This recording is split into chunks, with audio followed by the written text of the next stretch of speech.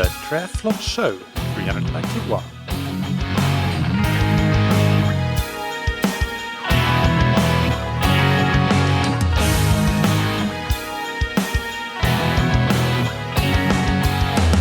Hey, what's up everybody, and welcome back to another episode of that Triathlon Show, the podcast presented by scientifictriathlon.com.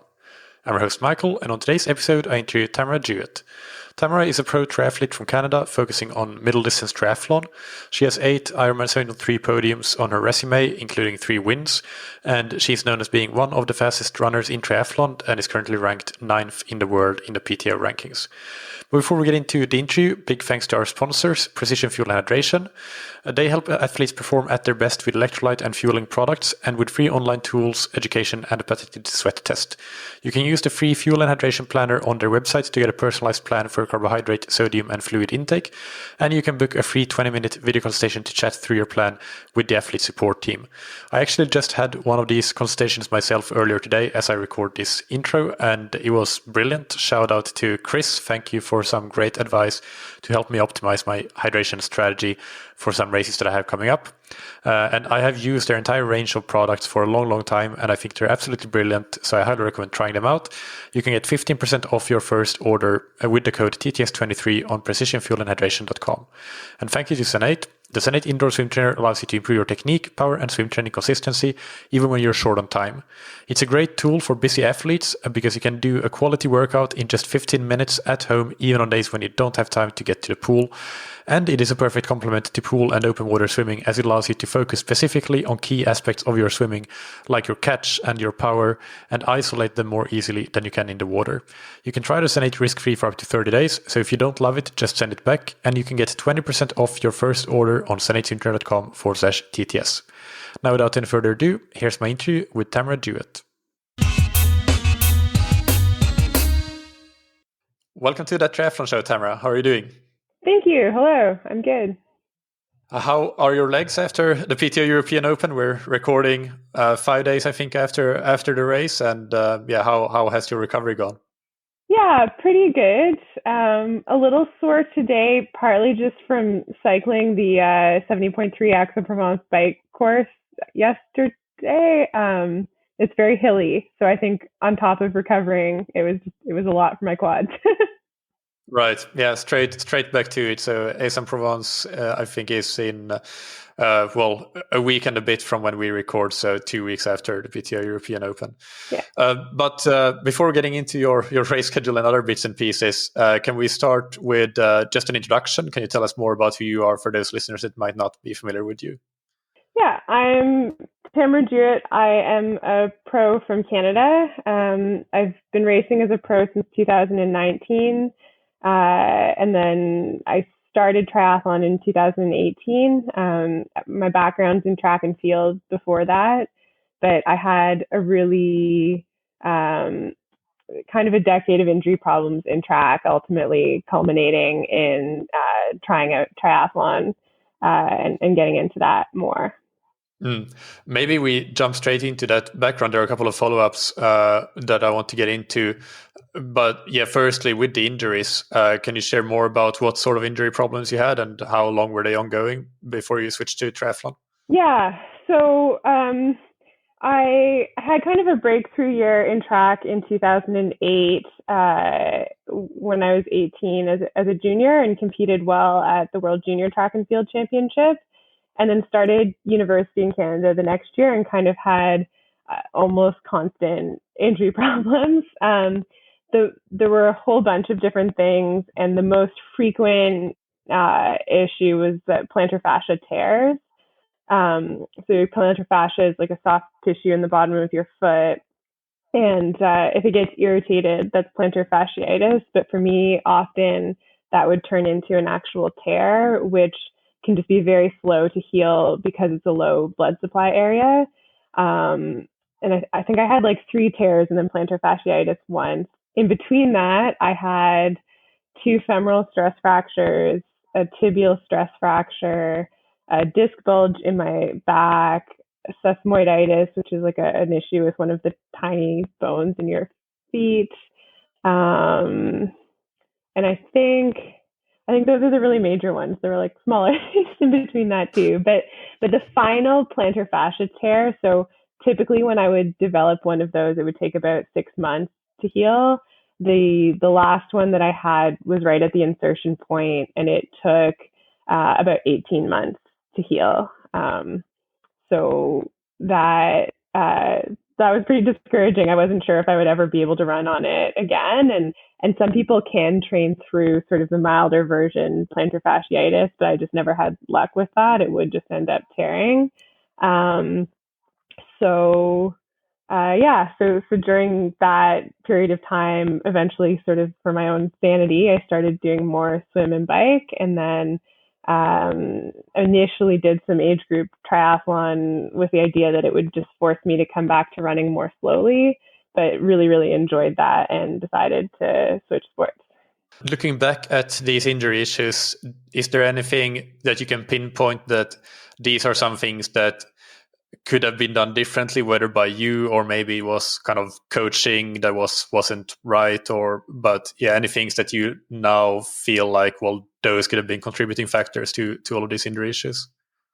Yeah, I think there were a whole bunch of different things going on. And so dealing with it was kind of peeling away different layers of the onion. There wasn't sort of one thing, it was a sort of storm of different things. So one of them was that a few years before that all started, when I was 16, I had quite a serious eating disorder, and I wasn't really getting my fueling to where it should be for my training really until like near the end of my 20s. It was like a gradual process. Like obviously in the first year of dealing with that, I got things to a much better state that wasn't dangerous, but it was a long time where I wasn't really supporting my training properly, and also just putting my body through that, I think, made me more susceptible to injuries and made some of the healing timelines slower than they might have been. So that was one thing.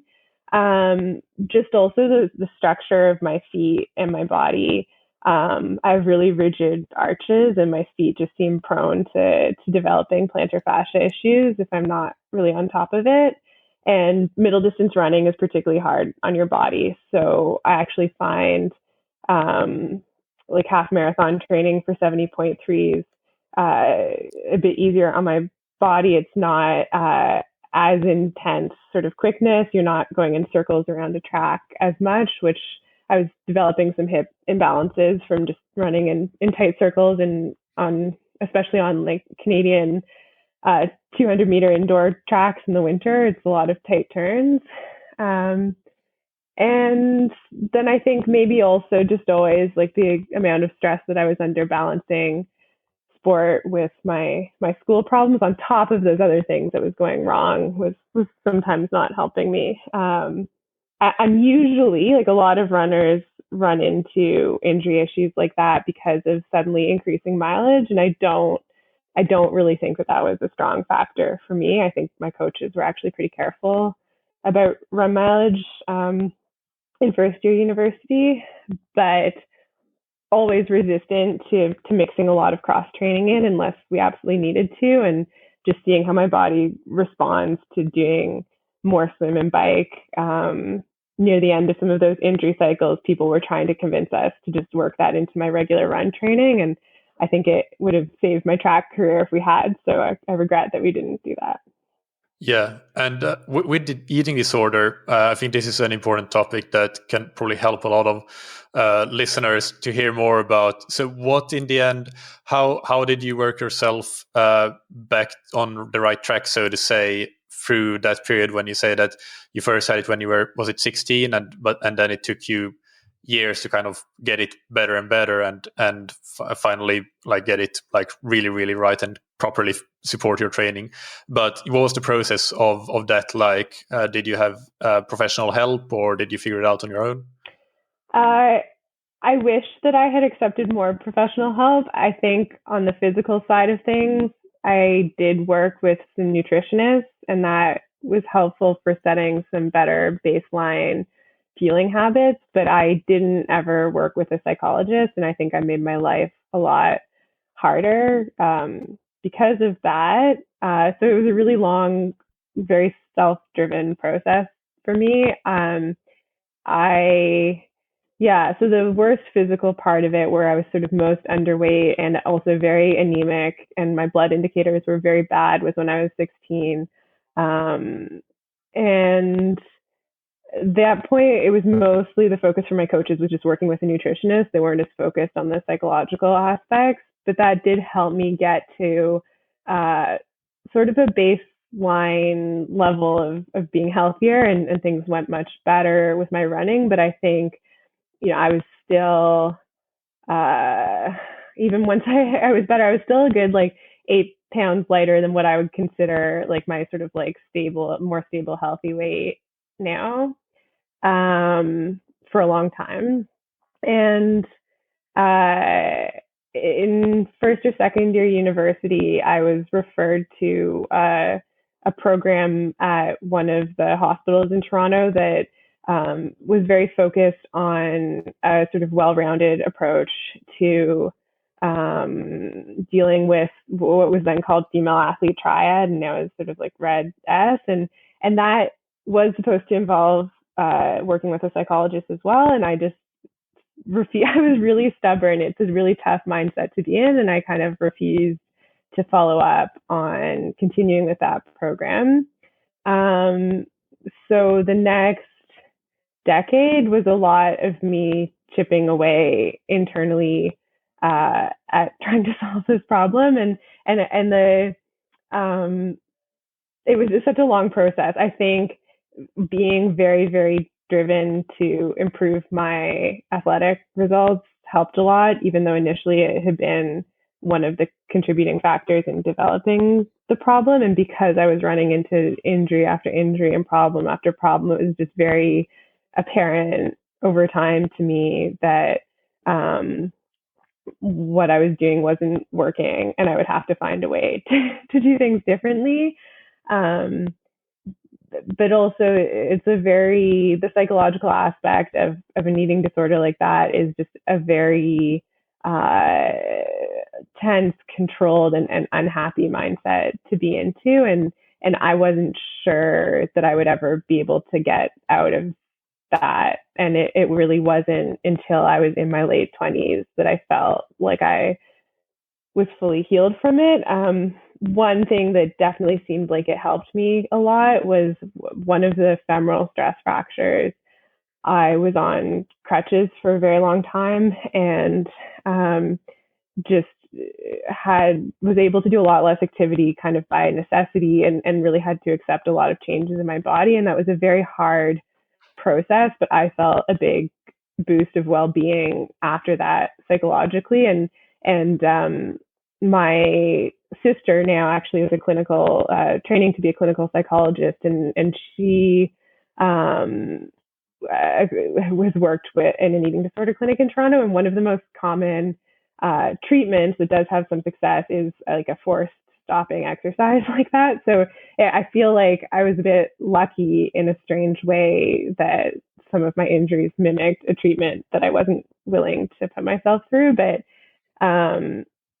it's hard from my experience to sort of have a good roadmap of how other people can get to the same good place with it, because it wasn't any kind of like conventional sort of treatment process, and it was really hard, and it took a long time. And I think that if I had accepted more help with it, then it might have made my life a lot easier and helped solve the problem a lot more quickly. Well, I think that in itself is really good advice. Do you think that it's that eating disorders or disordered eating patterns are different or more common, let's say, in athletics compared to triathlon, or do you think that they are quite commonplace in both of these sports and other endurance sports as well? They're very, very common in running, and I don't know as much. Like I'm much more familiar with sort of the younger athlete development path in track and field than in triathlon, and I'm more familiar with long course triathlon than in short course triathlon. My impression switching sports is that as much as people in triathlon can run into problems, there are more supports in the way that the sport operates that can help mitigate maybe falling into some of that psychology. I think that as much as it's far from perfect, like the body image associated with triathlon is significantly better than a very, very narrow view of a desirable body image for running. And I really, yeah, I've been more aware of it in track. I still see my brother-in-law coaches high school track, and every year it seems we do see athletes, especially high school athletes, running into issues. So I found it quite a relief to leave track and start triathlon, just because I found that there was such a bigger variety of different body types that people felt were good in the sport of triathlon, and a bit less of an emphasis on the idea of needing to be thin to be fast, which for me completely didn't work in running. I've run a lot faster now that I'm at a heavier weight than I was when I was dealing with all of these issues. But yeah, and I think for me, I feel like with cycling and cycling long distances, like when you bonk on the bicycle, you can feel so acutely like just needing more fuel. I always come back to that now, actually, as like just a visceral feeling of like, if I do not put calories into my body, it actually just doesn't work for this sport. Whereas I did feel like in running, I could cheat that a little bit more. I could get by with my body being under a lot more stress and less fueling than I feel like I can swimming and cycling. Yeah, no, that makes sense. And when you got started, so can you say again, what year was it that you first started doing some swimming and cycling for cross training? Swimming and cycling for cross training started a little bit earlier than I got into triathlon. So I think it was around 2014 that I started to swim a little bit with a recreational triathlon club at my university in Toronto. And I would sort of swim with them while I was injured, and then stop when I wasn't injured and just go back to doing running full time. And that started because I had just such a long stretch of time where at first most of my cross training was pool running. And I got so tired of pool running, I really couldn't stand it anymore. And I felt like I needed to make a change to keep going. And it was appealing to have a training community and a sport that, I could kind of look at doing like masters swim competitions, or there were some other goals I could set with it, whereas, like pool, no one has pool running competitions. And then cycling, most of my cross training when I was just running was sort of just like in a gym stationary bike kind of stuff. I didn't really get into road cycling until maybe 2017. My partner Chris is very enthusiastic about cycling and got me into it a bit more. Right, and so when you got into triathlon first in 2018, what was your level of cycling and swimming at that point? It was good for a recreational level. I've always been comfortable in the water. Like at that time, I hadn't had a lot of formal like competitive swim training, but I've always grown up like playing in pools and playing in lakes, and so I always felt comfortable. And then aerobically, I was very, very fit, and so I I could do like I was sort of swimming, like working towards, let's say, like a 30-minute 2K in a triathlon for swim, and cycling. I honestly don't even remember like what my bike splits would have been at that time. I found that one took me like really. It's only recently that I start to feel like I can really push myself as hard at cycling. I felt like it's taken me a while to learn how to work as hard on a bicycle as I can when I'm running. Is it because you feel that your muscles are limiting you more than your cardiovascular system, so you can't quite drive your heart rate up and your ventilation, or what is the reason for that? I'm not really sure. Yeah, probably that's an aspect, and something that we've really focused on over the last year has been more and more cycling specific strength training, but just like such a different feel. I don't know. It's just been chipping away at getting used to being on a bicycle and being used to the feel of pushing myself on a bicycle. Yeah. So in 2018, when you started triathlon, did you jump straight into 7.3 racing, or did you do some sprint and Olympics as an amateur, or what was the first start of your competitive triathlon career like? Yeah, I did a mix of different distances. So the first one was a sprint distance. There's a really good like local sort of triathlon circuit in Ontario where I live. And so I think that this first summer that I did triathlons, I did one sprint distance, two Olympic distance, and two sort of 70.3 distance. The first 70.3 I did was 70.3 Muskoka, which uh, I think in the past has had a pro field. It doesn't have a pro field right now, and didn't the year that I did it, but it's a really good local one. It's the closest one to me. Mm. And then in 2019, you did your first pro races. So your results were obviously quite good very early on. What was the decision to go for that pro license? Like, what led you to do that?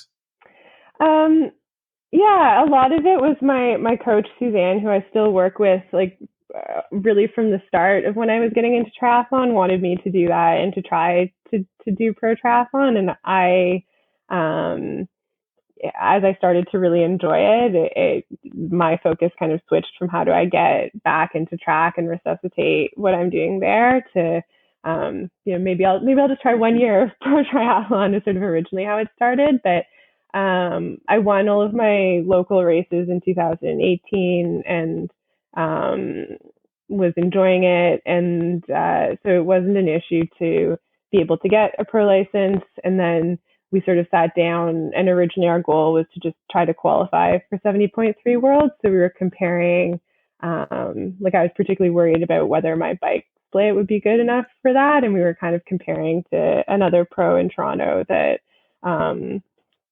was racing with me a bit and who had been at Worlds and at the time was a much stronger cyclist, but kind of within reach of where I was. And so we started to look at that and strategize about what races to try to do to see if we could qualify for 70.3 Worlds. It was a bit of a strange season. I broke my collarbone that year 1 month before what was supposed to be my pro race. So I was supposed to start racing in July 2019, and I ended up waiting until September 2019 and I just did 2 pro races that year.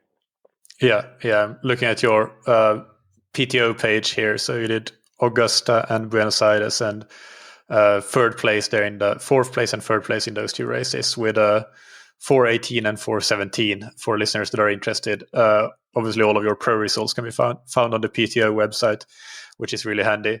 If we jump to present day, so you've just raced PTO European Open, finished 6th, a great result, and you won 7.3 Oceanside in April. Congratulations on that. How do you feel about these 2 races so far, and what are your goals for the rest of the year? Yeah, I'm really happy with them. 70.3 Oceanside was a really breakthrough win for me. It's the 3rd time I've won a 70.3, but definitely like the highest profile and sort of toughest competition that I've won against, and also the most that I've sort of been in the swim and the bike race in a 70.3 rather than kind of being off in the middle somewhere and then running my way up to the podium. So that was a really fun race experience for me, just to have to have the front of the race in my sights already coming out of the water was new. It's what we've been working towards, but it hadn't happened yet. And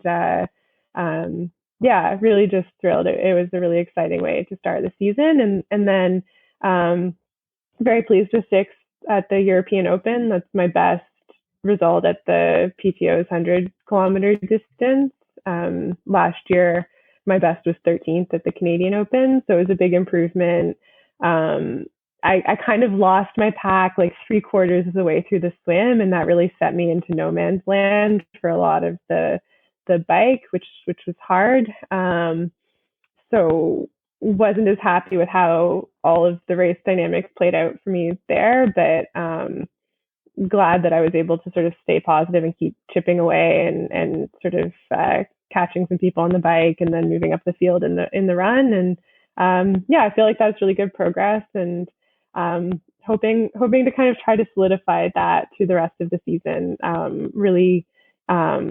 Really going to try for a top 5 result, a 70.3 world if I can. That's sort of the goal, and just from now until then, like building through that. And I'm racing 70.3 Aix-en-Provence May 21st, just because I'm in Europe already, and I wanted a bit more experience with some European racing, and then racing 70.3 Tremblant back home in Canada, which is just always a really fun environment to compete as a Canadian.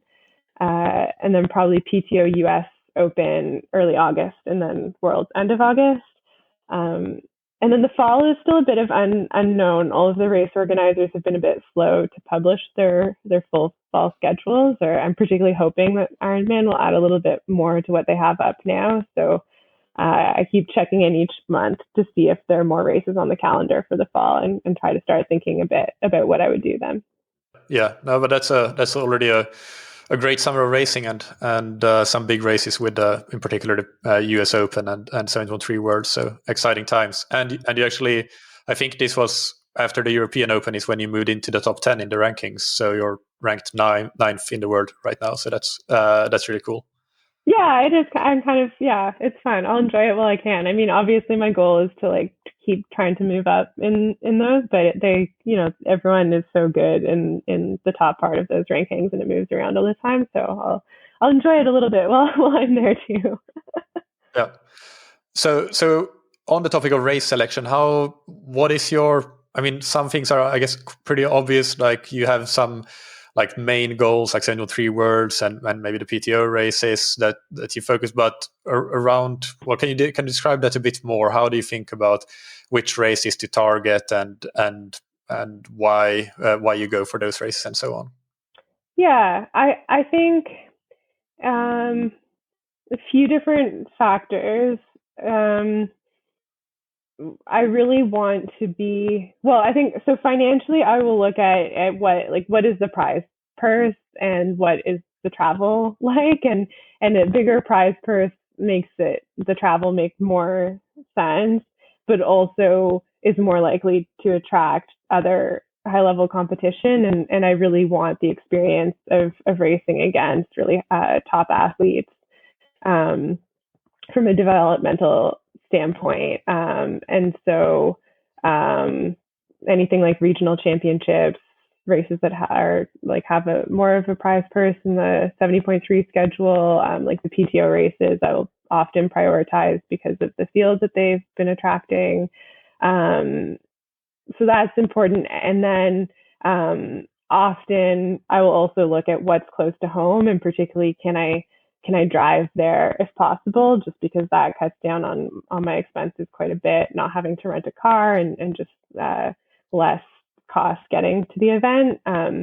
So it's not always possible to plan things close to home, but if there's a good race close to home, I will usually prioritize that and drive long distances in North America. So last year, I think the longest, like we drove 16 hours to Chattanooga rather than flying there. But then at the same time, like I really wanted to try some more racing in Europe, and so it's a bit extravagant for me in the way that I normally plan to do 70.3 Aix-en-Provence, but because the PTO European Open was so close to it, and I'm here already, it's something we wanted to try this year, and it fit in a little bit better. And then the other factor is sort of timing, spacing. So if we'll have a goal race at the start of the season that we kind of identify, and each year we've sort of had a goal based around 70.3 Worlds in particular, then it's looking at what do we need to fit in before that, and wanting to do like a lot of racing, but not too much. So when do we want 2 races in a month, which would be usually the most, or only that's the most I would really do. That's the most I have done. Or one race in a month. Do we need a month somewhere that is just more of a building month and more time at home again? And so Suzanne, my coach, and I will kind of look at all of those factors, and usually something falls into place pretty naturally as we just look at the schedules with those considerations in mind. Yep. So let's discuss your training, and maybe we can start with the swim. And if you can give an overview of things like a rough outline of your volume, how often you swim in a week, what are the hard and easy workouts, and most important types of workouts that you tend to do in the swim. Yeah, so the biggest thing for my swim over the past couple of years has been that in 2020, I met my current swim coach, Miguel Vadillo, and he's been helping me and Suzanne really take a huge step back from what we were doing in the swimming and just improve, like work on technique a lot. And, when he first met me, I kind of teased him that like one of the first things he said to me was like, "Oh, you swim pretty well for someone who doesn't know how to swim at all." And so that was really hard at first. I really slowed down a lot in terms of times that I was used to hitting in the water, and the swim training all became really trusting his input for each practice in terms of what we were focusing on. And there was still some sort of fitness interval aspects, but at times, like at the very start of it, there would even be things like just like floating in the water to work on body position. And then it's really only in the past half year that we've really, in my mind, been able to build the more of the like fitness work back on top of what we were doing, or like get past the times that I was able to that I was able to swim before I started that whole process. But in terms of volume, it varies. We've increased it recently. For a long time during the pandemic, I couldn't get pool access for more than an hour at a time, and so we were stuck with 3-kilometer swims for most of that.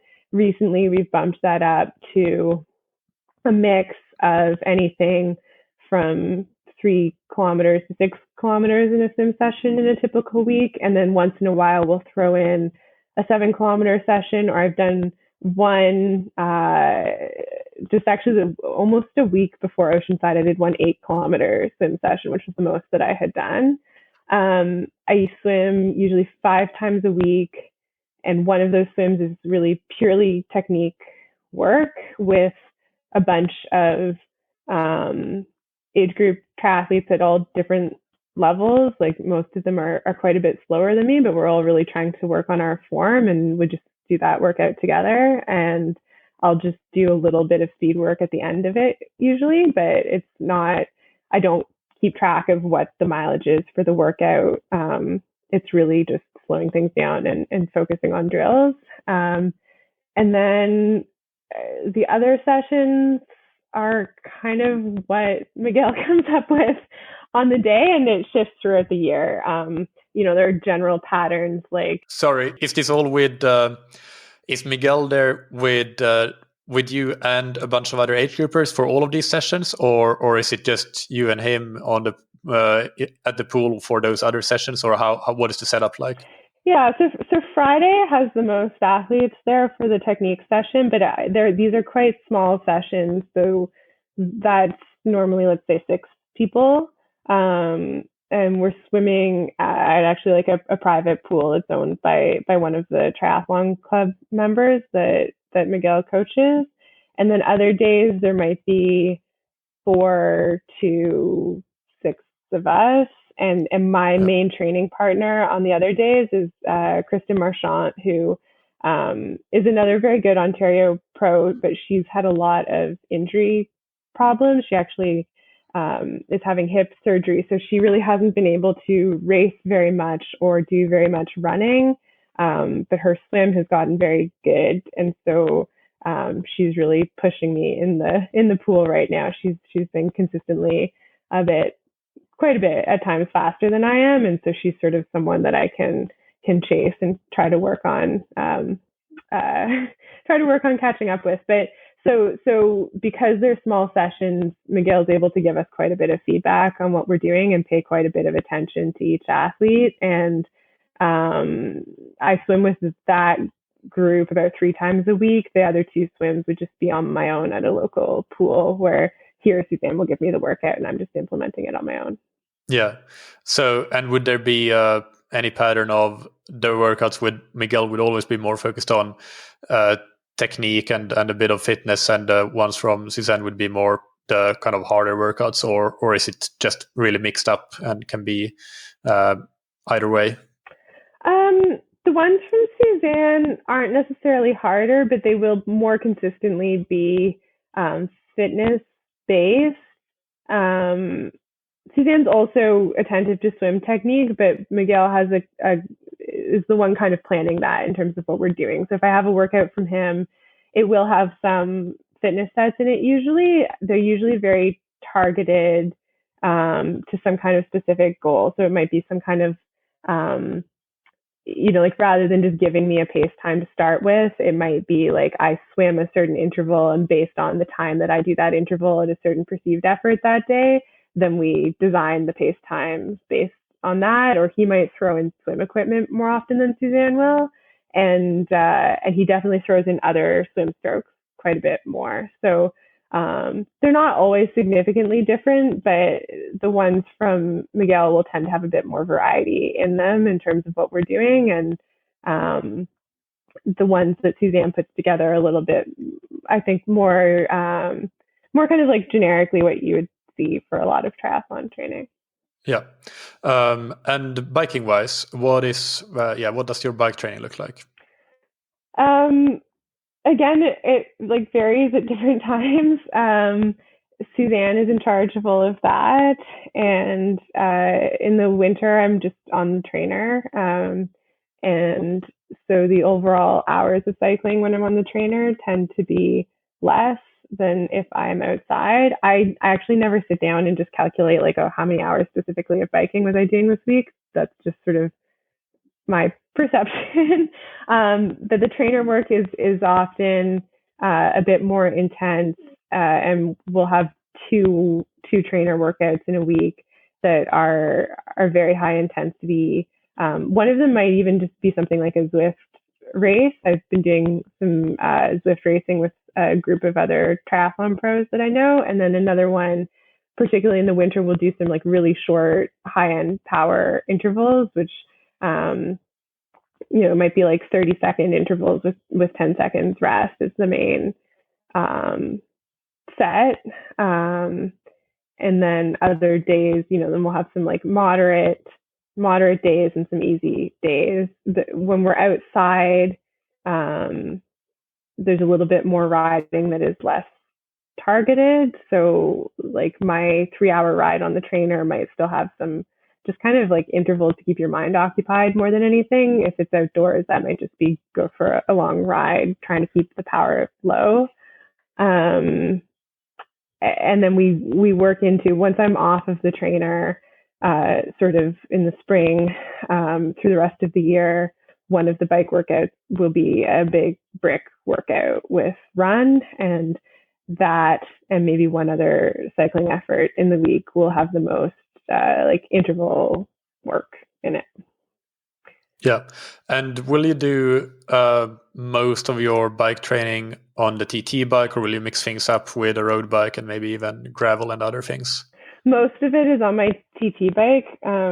My road bike right now is really old and needs a good tune-up, so I haven't been out on it very much. I really only use that if I'm riding with like a cycling club that doesn't really want a TT bike around. I do some mountain biking. I'm not very good at mountain biking, but I'm trying to improve. And the mountain biking would normally be like, instead of a recovery ride in the week, I can do my recovery ride mountain biking.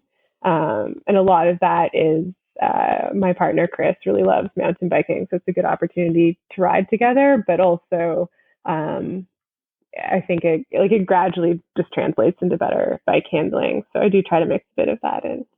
Yeah. And running wise, give us an overview of that. Yeah, so running I do 3 times a week, and usually about 60 kilometers total each week. So it's definitely the lowest volume of the three different sports, and that's always each week 2 interval workouts and 1 mileage run. So would you do, I mean, so you would do kind of maybe 15, 16 kilometers in those two interval workouts and then a 30-kilometer run, or maybe even 18 kilometers for the interval workouts and 24 for the mileage run? Or so is that kind of how it breaks up if you do? Because I'm just thinking that 60 kilometers is relatively high for only doing 3 runs in a week. But of course, you're running pretty quickly, so so the miles go by quickly. Yeah, I think with the intervals, especially like those can get up there. It depends.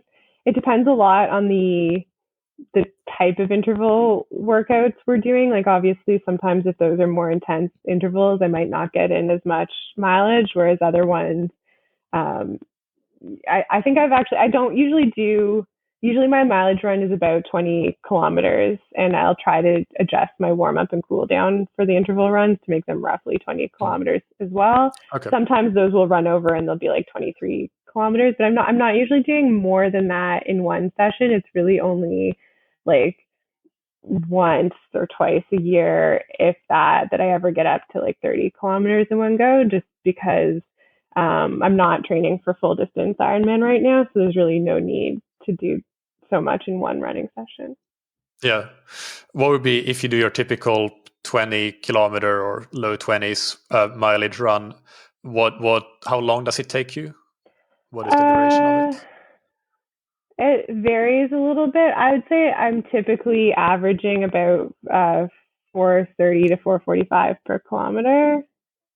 Um, it depends a little on the terrain. Like I had I had one just here in X where I was like exhausted from the race, and it's so hilly where I was running that it took me like I don't know, like an hour and 35 minutes or something or more to do it. So it's I would say like within the 90-minute range, give or take. Yeah. And speaking of your 3 runs a week, how many days a week are you on the bike usually? Usually that's 5 days a week, similar to swimming. Like sometimes 4, just depending on logistics, but usually aiming for 5. And it varies. Yeah, again, like that varies a little bit. Usually, and it's increased a little bit lately. I've had a few more days over the past few months where I'm doing all 3 sports. Typically, I'm doing only 2 sports a day, and certainly when I was still working full time, I was only ever able to do sort of 2 of the sports in a day. Yeah. What do you do for running in winter in Canada, in particular for the intervals and the harder workouts? Do you use a treadmill, or do you go to an indoor track, or are you able to run outdoors? I do most of it outdoors. Um, I used to, particularly when I lived closer to the University of Toronto, I would use their indoor track a little bit.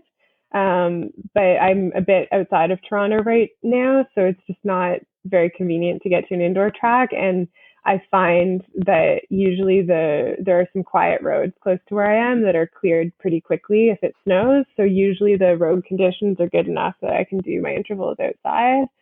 And I like that a lot better. I just really like bundle up and run outside. I hate doing intervals on a treadmill. I'll do mileage running on a treadmill every once in a while, but if I can avoid it, I do. And I really hate trying to do intervals. I maybe did that once this past year, more for like injury recovery reasons than for wanting to be indoors.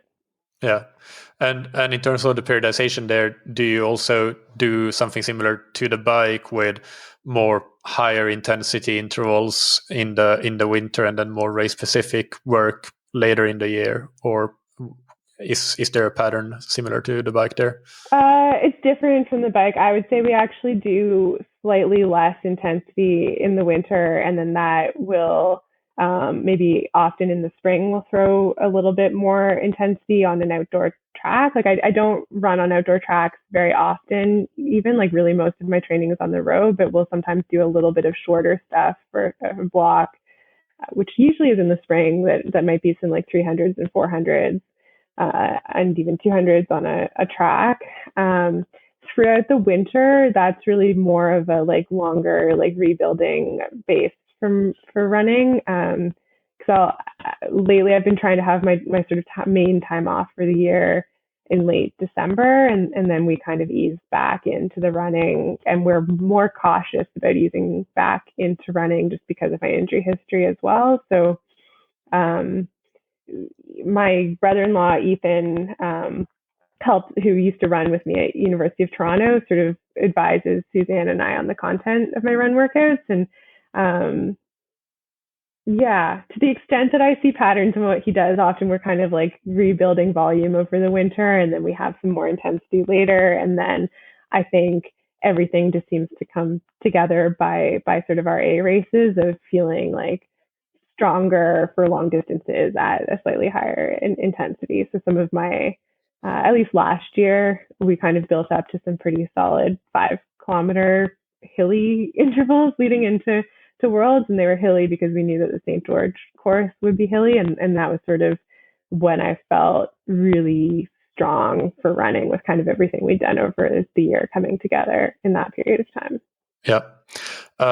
Could you run us through your last full week of training, just to get an example of how all of the disciplines kind of fit together? So if you run through your training Monday through Sunday, maybe the last big week you did before the PTO European Open, if you have it available. Yeah, let me just try to open it up quickly here, because I can't say that I remember it clearly.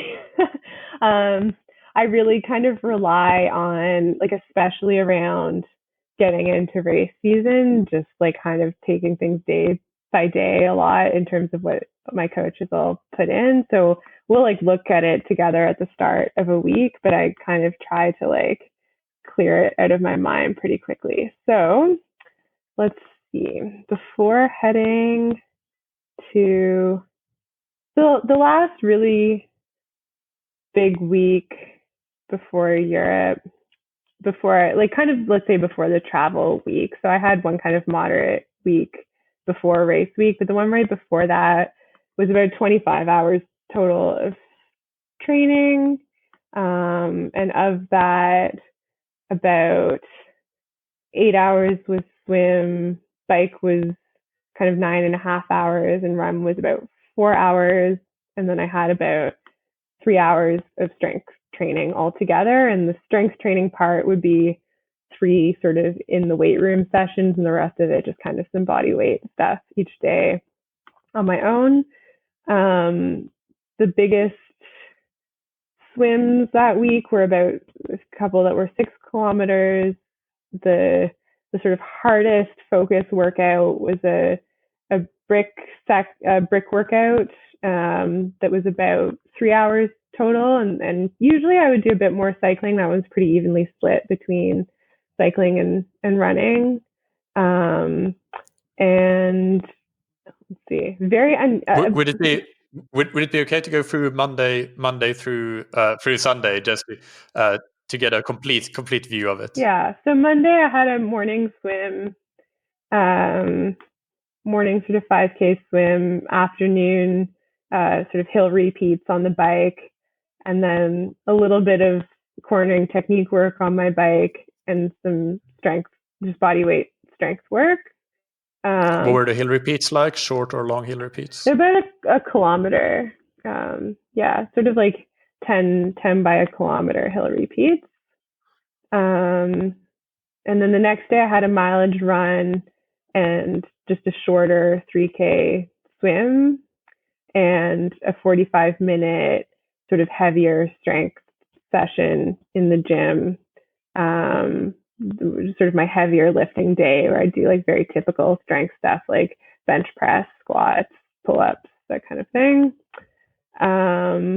Wednesday, it was a 6-kilometer swim in the morning, kind of a mix of some technique work and then some longer, harder intervals, and then just an easy long ride. It's like sort of almost a 4-hour long ride, but just low watts, like 130 watts max sort of ride. And then again, just like 15 minutes of some core body weight stuff. Thursday, Thursday was the brick session. So that was a bunch of intervals on the bike. And that one was actually, that was just like the main interval was 40 kilometers at just above race watts. So that's usually I would break that up into some shorter sections, anywhere from 5K to 20K. But Suzanne, every once in a while, will throw in either as part of a brick or just standalone kind of a harder 40-kilometer session, which I find really helpful for building, obviously for building fitness on the bike, but also for building my confidence, especially as I'm able to sort of hold higher watts for a longer continuous period of time like that. And so from that, it was straight off the bike into a bunch of 5-kilometer progression intervals. So kind of building from like a tempo pace to just below race pace within each 5-kilometer rep.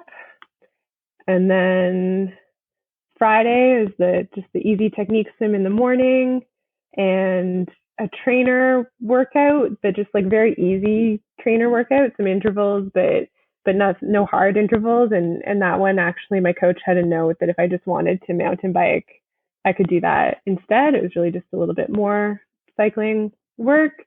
Then a moderate weight session. So that would be not as heavy as the weight session earlier in the week.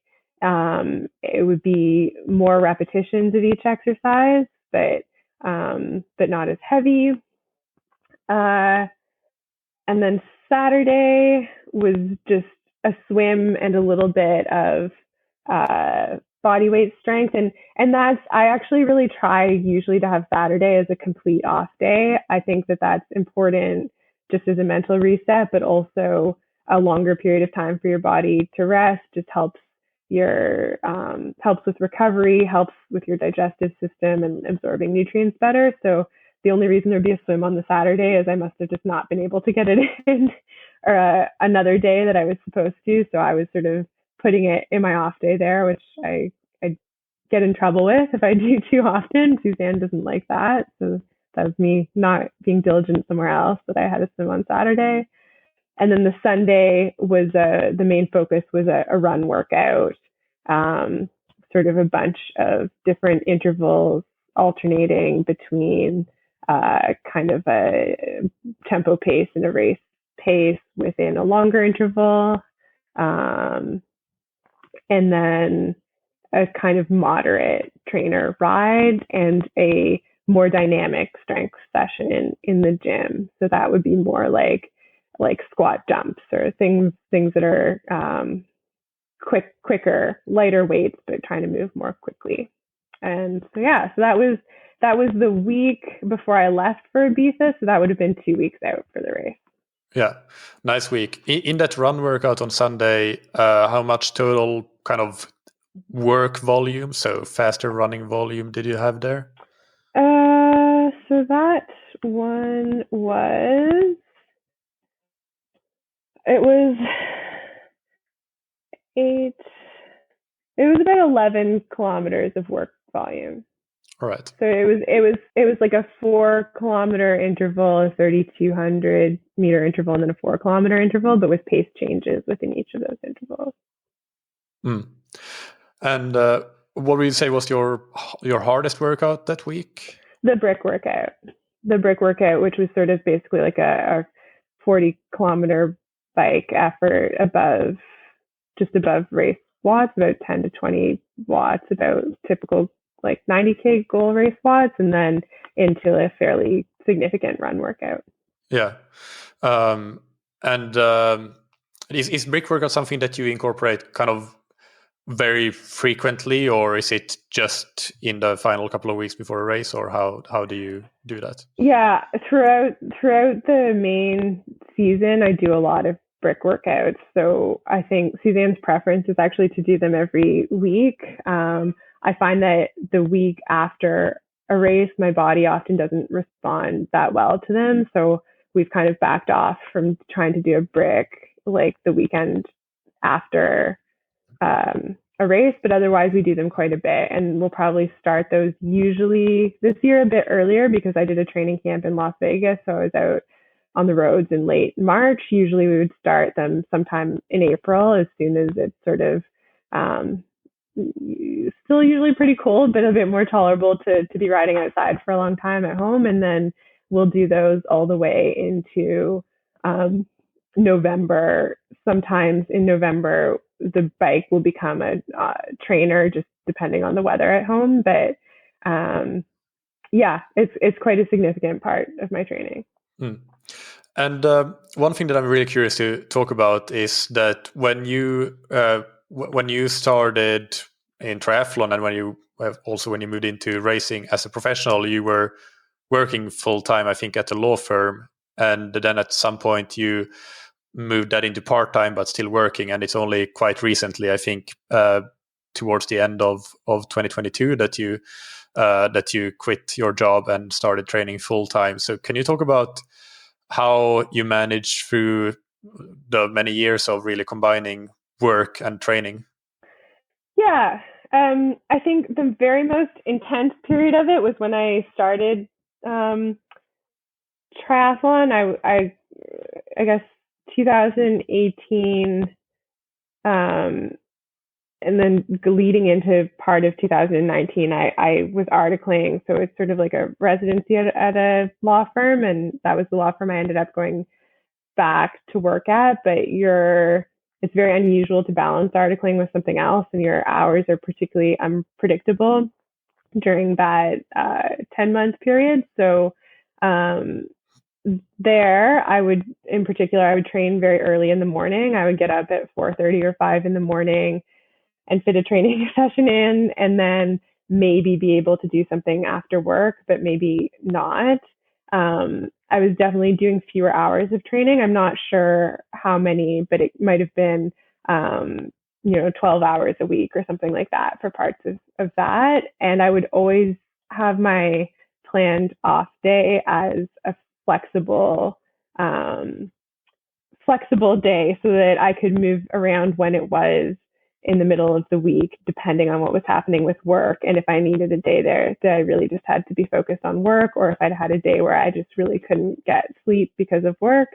And then my trainings would kind of be like super loaded with training. And I really didn't have much time for other things. It was rare that I could fit in sort of like a social thing here or there, but it was a lot of work and training. Including a couple times sort of calling my now husband at the last minute and negotiating changing like a dinner date to let's do a swim workout together, which luckily he was very patient with and so supportive with. But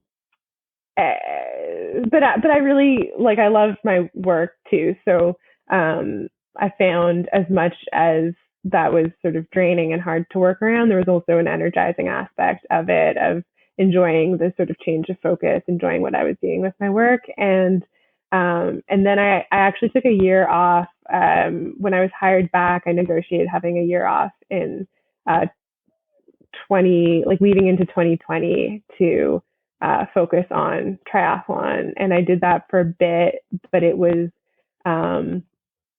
kind of derailed by the pandemic and all of international racing kind of being canceled for the year.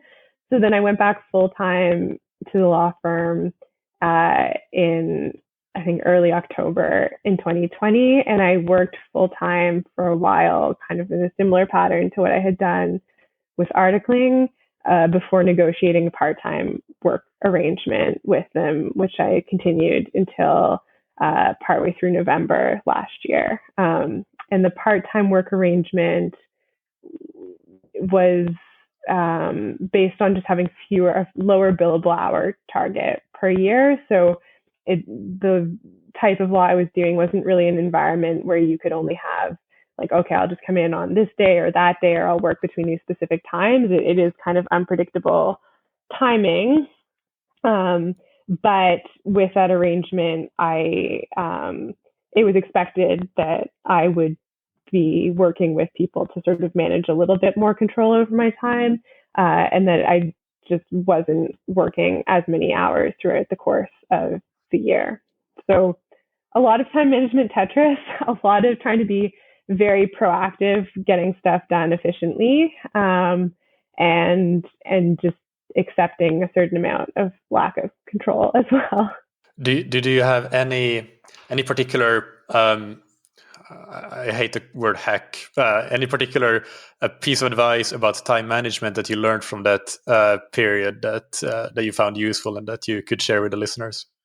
I found getting stuff in the morning was really key, because the rest of my day was much less in my control. And if I could get at least a solid piece of training in the morning, I felt like even if I didn't get all the training in for the day that I wanted to, there was something solid there. And that helped me clear my mind to be really focused when I was at work, so that I could be working efficiently and not wasting time in terms of getting tasks done at work. And then I also found that pattern of having kind of a flexible off day very helpful, so that I could put it in the week where it was needed around my work schedule. So it wasn't optimal always for my training schedule, but it felt like a bit of a pressure relief valve on my week. And yeah, and just I really had to not worry about how, like, always feeling exactly the way I wanted to feel going into any workout. So sometimes I just couldn't be precious about how I was feeling going into a workout. It was sort of, here is the window where I can do it. I have to do what I can in this window, and if it's not an optimal performance for this workout, then I have to let go of that, because if it doesn't fit here, it's not going to fit in, and that's the end of that. Yeah, something is better than nothing. Yeah.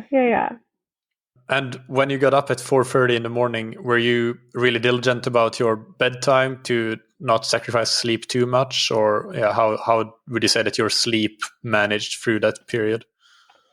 Definitely not optimal sleep.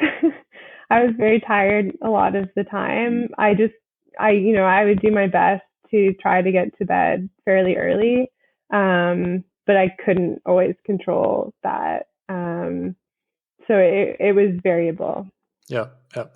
And when you then decided towards the end of 2022 or in the fall of 2022 to quit your job and go full time, did you have any predetermined goals or milestones that when I achieve this, then it makes sense to focus full time on training, or how did that come about?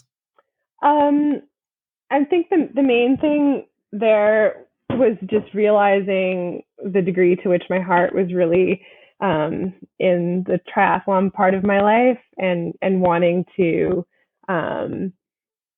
give that room to see where it could go.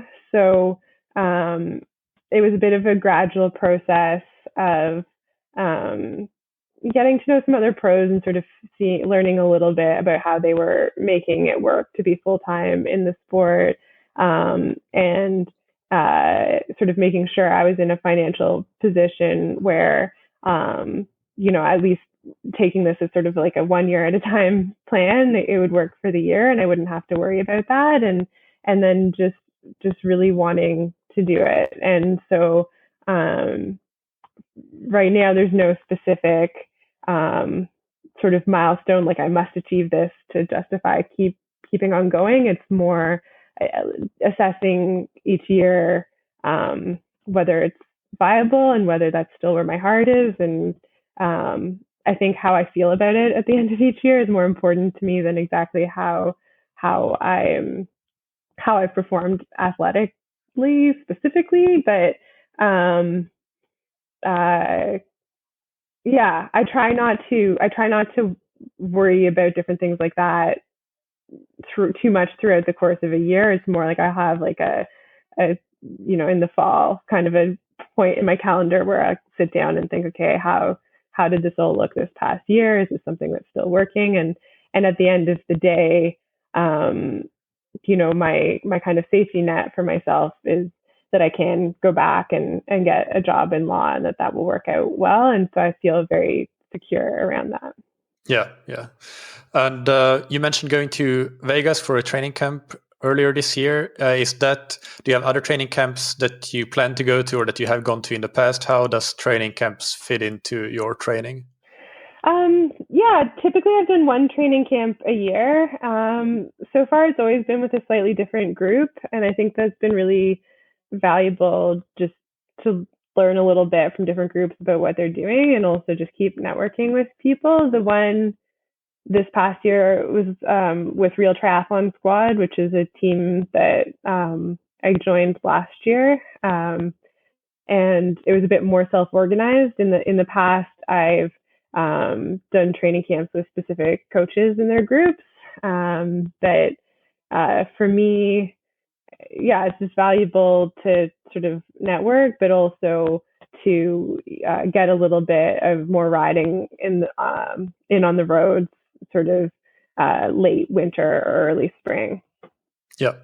Do you have any other ones planned for this year, or is this the one that you will have done because it's kind of in that winter period when you want to get out on the road when it's not really possible in Toronto? Yeah, no, that's really the only one for this year. Like obviously I'll have other really focused training blocks at home, but for the rest of the season I end up traveling a lot to races, and that kind of naturally breaks up some of the training blocks at home, and the rest of it I really want to be at home with my partner and sort of in familiar training locations. So typically I'll just do one camp like that each year. Yeah. So that also probably answers one of the questions that I have, that it doesn't sound like you're doing altitude training, but do you do any heat preparation if you're going into races that you know are probably going to be really hot? I don't know actually if any of the races that you have on the calendar this year are really that hot, but is that something that you have done or are doing? So far, it hasn't been. So far, the heat adaptation has basically just happened naturally. Like I haven't. Um, I think one place where it might have been helpful was Dallas last year. It was a just excruciating conditions in terms of heat for that race, and I didn't perform very well in it. Usually, I'm finding that. Especially trying to race relatively nearby a lot of the time, by the time that my races are in very hot locations, I've been doing a lot of training in the heat just naturally outside. The part of Ontario that I live in gets very, very hot and humid usually in the summer. And I find that just adapting to that has usually served me well in hotter races. Yeah. And another thing that I'm interested in is aerodynamics on the bikes. Of course, power is important, but speed is what matters in the end. So is that something that you have worked on, the aerodynamics on the bike? We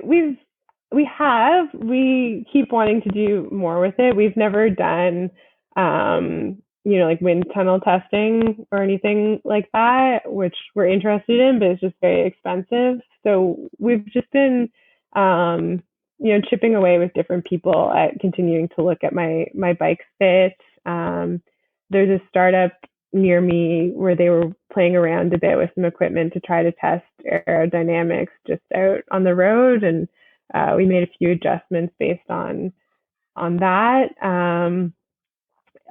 Like my sponsor Jack Rue with the race kits does a lot of like wind tunnel testing on their race kits and things like that. But our approach has been to kind of bite that one off in like bits and pieces as we can, and just try to make little improvements to my position and my bike setup each year rather than doing any kind of one major thing.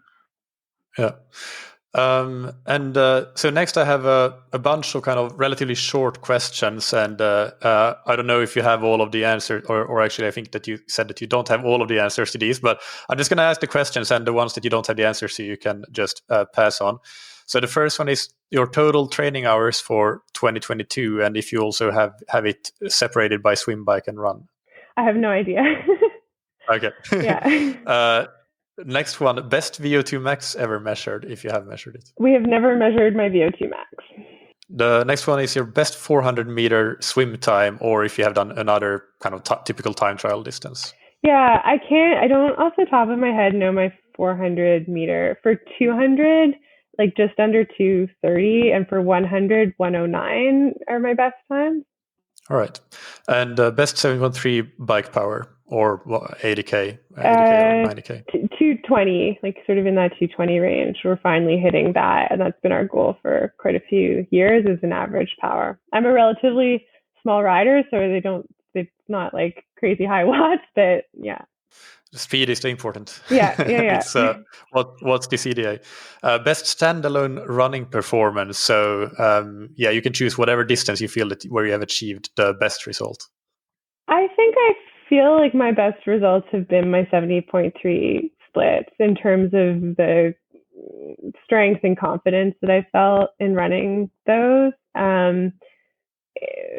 I think maybe like on paper, my track times kind of make me a little unhappy because they're kind of far off what I had hoped to achieve at the time. So, I think my 5K track PB is like 16:06, and our goal was really to get it into like at least the low 15-minute range. But I probably only ran like 4 or 5Ks on the track or something like that because around just the injuries. So, and then, I think as a junior runner, I ran 9:15 in the 3K at World Juniors, which at the time was just a couple seconds off of the Canadian junior record. And I was really, really happy with that at the time. I was able to chip a little bit off of that later on. But again, my goal had been to break 9 minutes, and I was never able to put together consistent enough training to do that. So I think that doesn't sting anymore because I'm happy with how things are going athletically, but for a long time it did.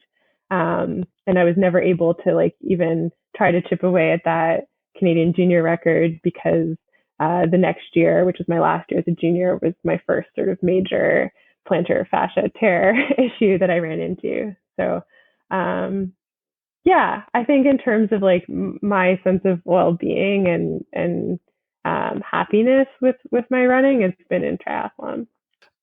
Do you have one triathlon run that you think is your best one to date?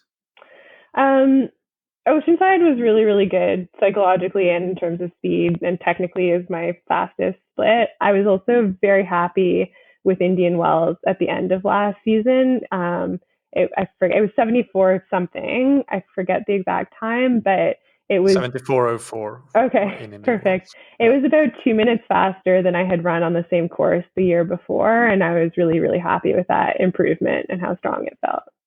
Yeah, 72:59 in Oceanside.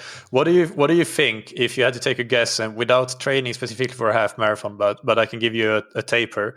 So so you get to do a half marathon fully tapered and fresh, and a standalone half marathon flat and fast, nice perfect weather conditions. What do you think you could do for a half marathon? I don't know. I really don't know. When I was just purely a runner, I was never focused on anything longer than 5K. Like I raced a few 10Ks, but I never really had like thought about the half marathon or what to aim for with that or how you put together just a half marathon on its own. So that's just a question mark for me, really. Like I feel like I don't really have an experience right now to imagine how it would feel different to run just a half marathon on its own as opposed to at the end of a triathlon, if that makes sense. Yeah. And what is your typical carbohydrate intake in grams per hour in races?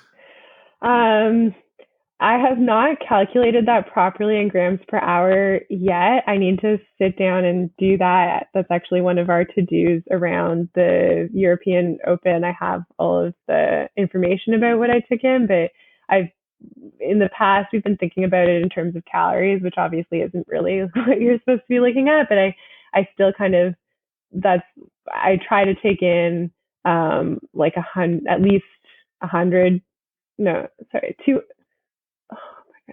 like 200 calories an hour. So I need to sit down and calculate. That would be 50 grams an hour. One gram of carbohydrate is 4 calories. So for Yeah. the European Open, we had increased that a bit so that it was maybe more like 240 calories per hour. But we actually, like, this has been something that we've been meaning to take a closer look at for a long time. And I've just started working very recently with a sports nutritionist that I know from my running community at home, and then also with Precision Fuel and Hydration. And we're taking a more careful look at that now. What we have been doing had been working really well, and we'd never had issues. So it's only recently sort of come to a like higher level of priority to take a look at again now. Yeah, makes sense. And what is your typical sleep duration per day? I'm always kind of aiming for 8 hours. I have never, again, I don't know exactly what it would typically be in terms of when I'm planning my sleep. I'm trying to get at least 8 hours of sleep a night. But I also, since I stopped working, I nap quite a bit in the day. And so I don't know exactly how all of that adds up. That ability to nap more has definitely made a huge difference in supporting some higher intensity in my training. And um, I might nap for up to like an hour and a half a day sometimes, depending on what we've been doing and just what the training volume and intensity has been like. Yeah. And finally, we already talked a bit about this. When and what was your first ever triathlon, and do you remember how it went? Yeah, it was actually before I really started to get into triathlon a bit more in 2018, and I forget what year it was. It was like a couple of years before that, maybe, but it was the K-Town Sprint Triathlon, which is sort of like quite an old triathlon in Ontario. And my partner Chris's family lived in Kingston, where that triathlon takes place at the time. So he was doing it for fun, and I hadn't really done any specific training for it. I'd done some on and off swim and cycling around running, but I had just gotten back from a trip to Belgium for track and field that had not gone very well because of just a very minor injury, but I had to pull out of a few of my races there.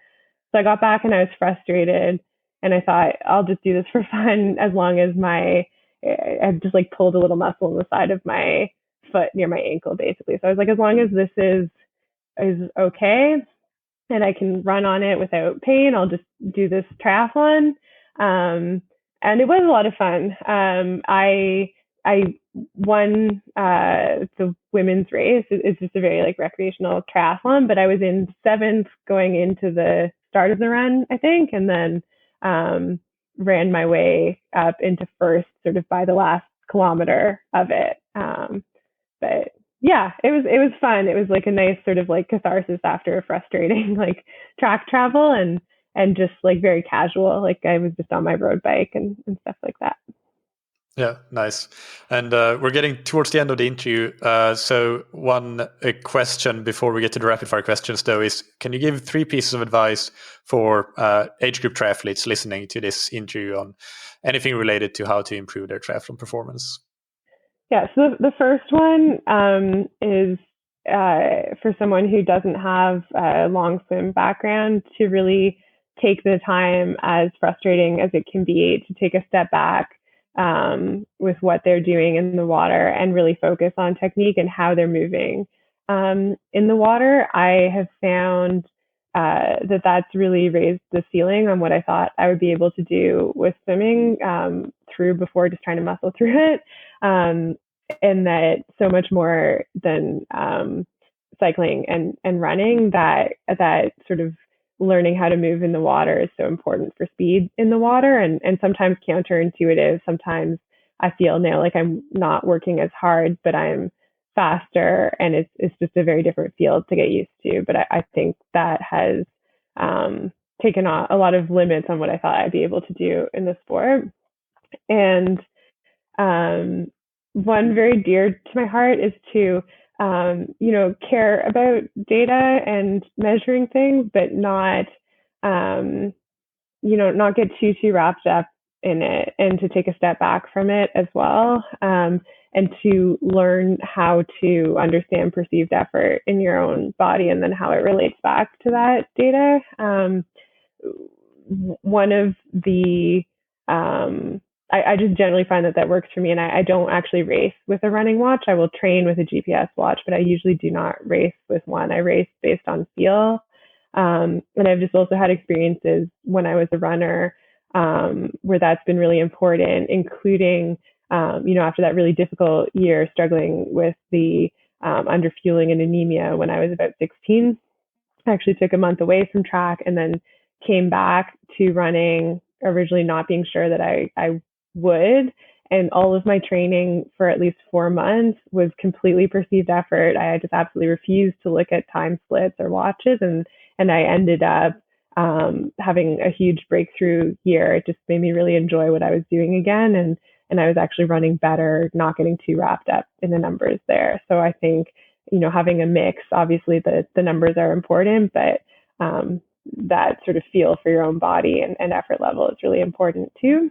And I don't know, this is something I just find helps me a little bit in races, and it's a tiny thing, but in terms of keeping the joy in the sport, which is so important in the long run and putting in the training and sort of staying motivated during long races, I always try to pick a part of the bike course that I think is particularly beautiful, that I make a point during a race of like appreciating that I'm out on the beautiful bike course. And maybe it seems sort of like a very small and silly thing, but it's always kind of a moment for myself to remind myself that I love what I'm doing. And I think little moments like that over the time can really help you stay resilient and motivated.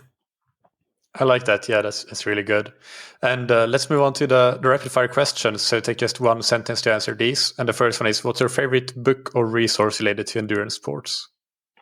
There's a really good Canadian sports psychologist, Peter Jensen, who has a book called Thriving in a 24/7 World that I think has a lot of wisdom, and it helped me a lot, especially when I was balancing this with work. And what's an important habit that you have benefited from athletically, professionally, or personally? I am very disciplined about scheduling and time management. So even if I'm not a tidy person, I am very organized about time. And I think ahead a lot when I'm planning training or racing or anything. And I have sort of like little contingency backup plans. And I think it lets me fit a lot into my days and weeks and months. And who's somebody do you look up to that has inspired you? My coach, Suzanne Zalazzo, is my biggest inspiration in triathlon and also a really important mentor in my life.